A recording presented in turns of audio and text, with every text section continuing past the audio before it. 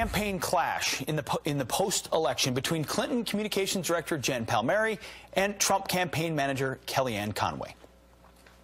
I would rather lose than win the way you guys did. No, you wouldn't. Do you think I ran a campaign where white supremacists had a platform? You going to look me in the face and tell me that? I did. Kellyanne really? did. Do you think you could have just had a decent message for the white working class voters? Do you think this woman who has nothing in common with anybody? How about it's Hillary Clinton? She doesn't connect with people. How about they have nothing in common with her? Well, is that just proof that Democrats don't want to accept the real reason that they lost the election? Here to debate for a fair and balanced debate is Trump supporter Brunell Donald-Kyei and 2008 campaign advisor and Fox News contributor Jimmy Green. Good morning to both of you.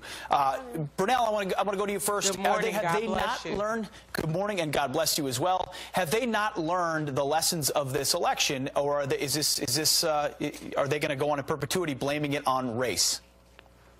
They have not learned the lesson.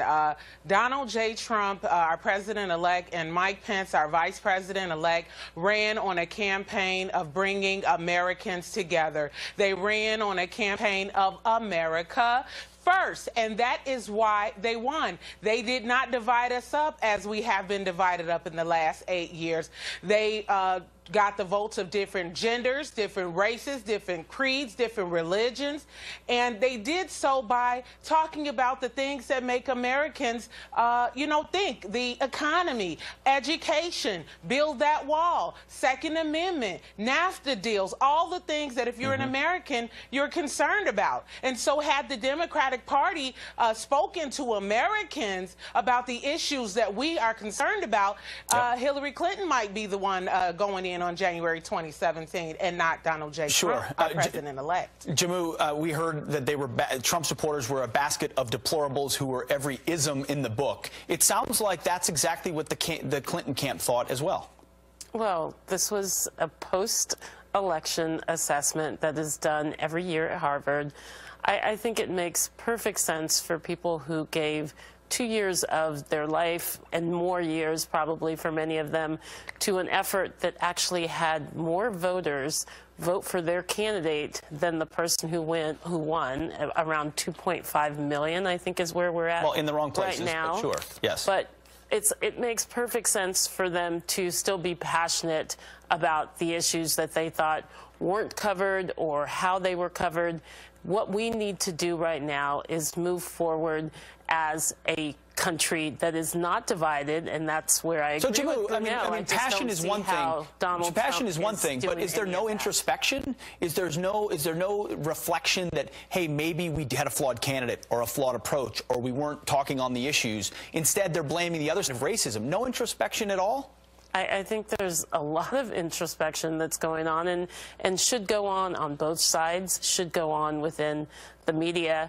But when it comes to assessing what we just went through with the 2016 presidential election, it would be completely flawed to negate the impact of white supremacy. Okay, so Brunell, if I may respond to that, please.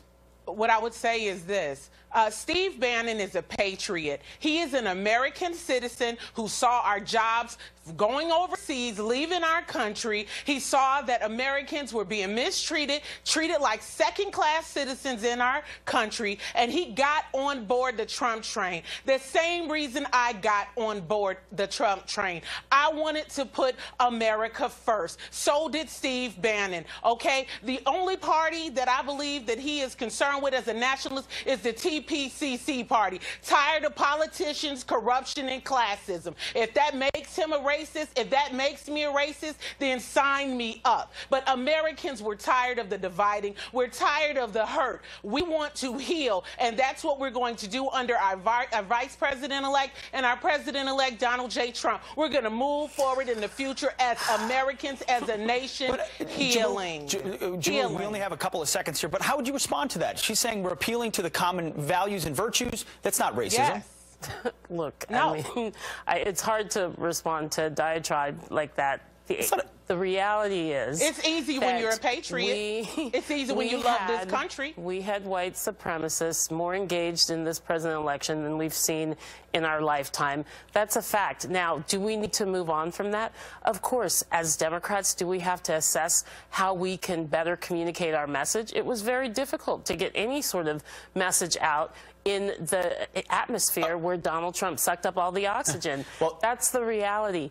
That's not what we should be talking about this morning, though. I think we should be talking about how we move forward responsibly.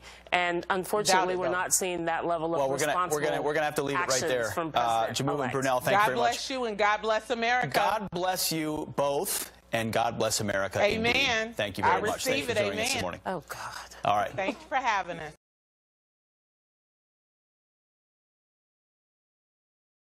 Yeah. Make America great again. Make America great again. Make America great again.